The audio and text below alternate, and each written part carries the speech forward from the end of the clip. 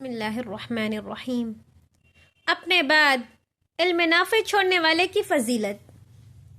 ابو ہریرہ رضی اللہ تعالیٰ عنہ سے روایت ہے کہ رسول اللہ صلی اللہ علیہ وسلم نے فرمایا، جب انسان فوت ہو جاتا ہے تو اس کے عمل کا سلسلہ ختم ہو جاتا ہے، مگر 3 چیزوں کا ثواب اسے ملتے رہتا ہے۔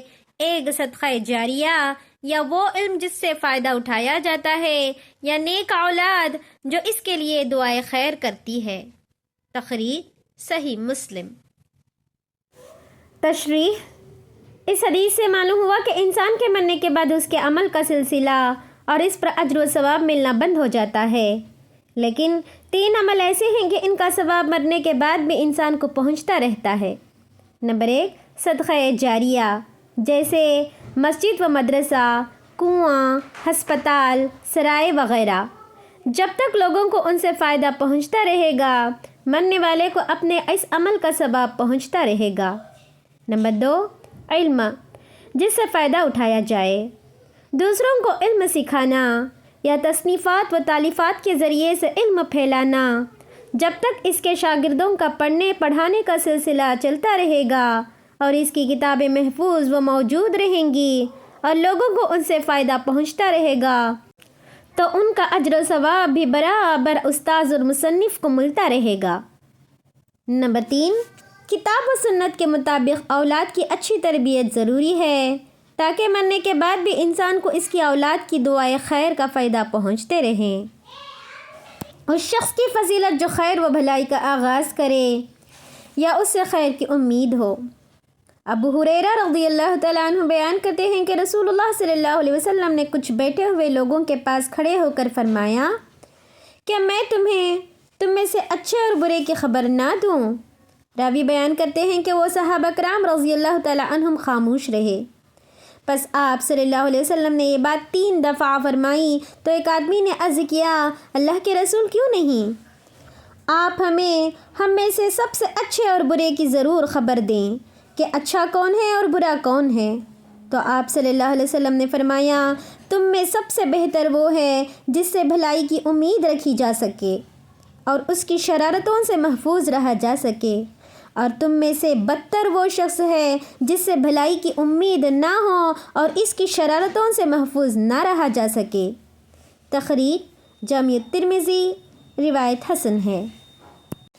تشریح: اس حدیث سے معلوم ہوا کہ سب سے اچھا اور بہترین انسان وہ ہے جس سے لوگوں کو خیر و نفع پہنچے اور لوگ اس کی شرارتی اور برائی سے محفوظ رہیں، اور سب سے برا اور بدترین انسان وہ ہے جس سے نفع و بھلائی کی امید نہ ہو اور لوگ اس کی شر و برائی سے غیر محفوظ ہوں۔ انسان کو کوشش کرنی چاہیے کہ وہ لوگوں کو زیادہ سے زیادہ دینی و دنیاوی منافع و فوائد پہنچائے اور اپنی زبان اور ہاتھوں کے شر سے لوگوں کو محفوظ و مامون رکھیں۔ اس طرح وہ گناہوں سے محفوظ رکھنے کے ساتھ اپنے حسنات اور نیکیوں کو بھی بچا لے۔ لونڈی اور بیوی کی تعلیم و تربیت کی فضیلت۔ ابو موسیٰ رضی اللہ تعالیٰ عنہ روایت کرتے ہیں کہ رسول اللہ صلی اللہ علیہ وسلم نے فرمایا، 3 شخص ہیں جن کا دگنا اجر و ثواب ملتا ہے۔ ایک، اہل کتاب کا وہ شخص جو اپنے نبی پر ایمان لانے کے ساتھ ساتھ محمد صلی اللہ علیہ وسلم پر ایمان لائے، اور دوسرا وہ غلام جو اپنے مالک اور اللہ دونوں کا حق ادا کرے، اور تیسرا وہ آدمی جس کے پاس کوئی لونڈی ہو، وہ اس کی اچھی تربیت کرے اور اس کو عمدہ تعلیم دے، پھر اس کو آزاد کر کے اس سے نکاح کر لے تو اس کے لیے بھی دگنا اجر و ثواب ہے۔ تخریج صحیح البخاری۔ تشریح: اس حدیث میں بھی علم اور تعلیم و تربیت کی فضیلت بیان کی گئی ہے کہ جب کوئی انسان کسی کو اخلاص اور نیک نیتی کے ساتھ تعلیم و تربیت دے، خاص طور پر معاشرے کے کمزور افراد یعنی لونڈی وغیرہ کو، تو وہ اللہ کے ہاں اجر و ثواب کا مستحق ہے۔ لہٰذا انسان کو حصول علم کے بعد لوگوں کی تربیت و تعلیم میں مشغول رہنا چاہیے، تاکہ اس کی وجہ سے اللہ تعالیٰ کے ہاں اجر و ثواب کا مستحق بن جائے۔ علماء کی فضیلت اور ان کے بغیر لوگوں کی حالت۔ عبداللہ بن عمرو بن عاص رضی اللہ تعالیٰ عنہ بیان کرتے ہیں، میں نے رسول اللہ रसूलुल्लाह सल्लल्लाहु अलैहि वसल्लम को फरमाते हुए सुना, अल्लाह इल्म को इस तरह नहीं उठाएगा कि इसको बंदों से छीन लेगा, लेकिन वो उल्मा को मौत देकर इल्म को उठाएगा। हत्ता कि जब कोई आलिम बाकी नहीं रहेगा तो लोग जाहिलों को सरदार बना लेंगे, इनसे सवालात किए जाएंगे और वो इल्म के बग़ैर जवाब देंगे, इसलिए ख़ुद भी गुमराह होंगे और लोगों को भी गुमराह करेंगे। तक़रीर सहीहुल बुखारी।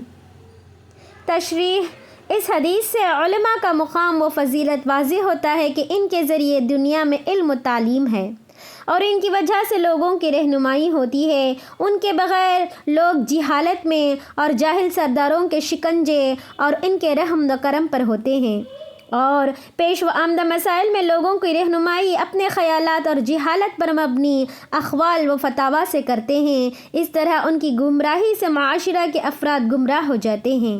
लिहाजा उल्मा के बग़ैर माशरा व माहौल गुमराही की राह पर गामज़न होने की वजह से दुनिया और आखिरत में अल्लाह के ग़ैज़ व ग़ज़ब का मुस्तहिक़ बन जाता है। मस्जिद में क़ायम इल्मी हल्क़ों में शमूलियत इख्तियार करने की फ़जीलत। अबू वाक़िद लैसी बयान करते हैं कि एक दफ़ा रसूलुल्लाह सल्लल्लाहु अलैहि वसल्लम मस्जिद में तशरीफ़ फरमा थे और लोग आपके अर्द गिर्द बैठे हुए थे कि 3 आदमी वहाँ आए। इनमें से 2 रसूलुल्लाह सल्लल्लाहु अलैहि वसल्लम के सामने पहुँच गए और एक वापस चला गया।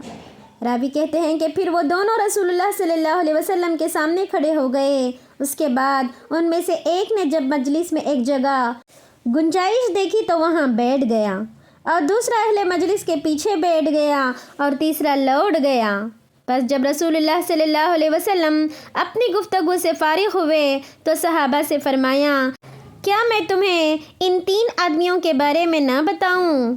रहा उनमें से एक तो उसने अल्लाह से पनाह यानी जगह चाही, अल्लाह ने उसे पनाह दे दी, और दूसरे को मजलिस से चले जाने से शर्म आई तो अल्लाह ताला भी उससे शर्माया कि उसे बख्श दिया, और तीसरे शख्स ने एराज़ करते हुए किसी उज़्र के बग़ैर मुँह मोड़ा तो अल्लाह ताला ने भी उससे नाराज़ होते हुए मुँह मोड़ लिया।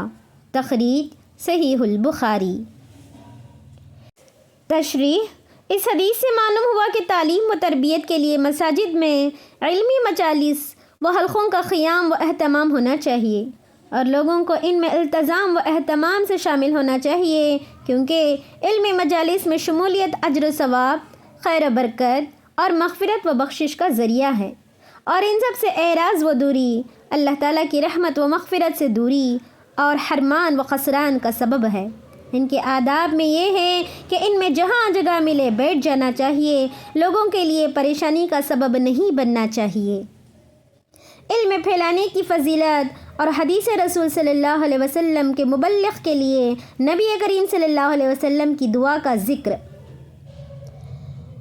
इब्न अब्बास रज़ी अल्लाह तआला अन्हु रिवायत करते हैं कि रसूलुल्लाह सल्लल्लाहु अलैहि वसल्लम ने फरमाया, आप दीन की बातें मुझसे सुन रहे हैं और आपके शागिर्द यानी ताबाई आपसे सुनेंगे और इनके शागिर्द यानी तबे ताबाई इनसे सुनेंगे।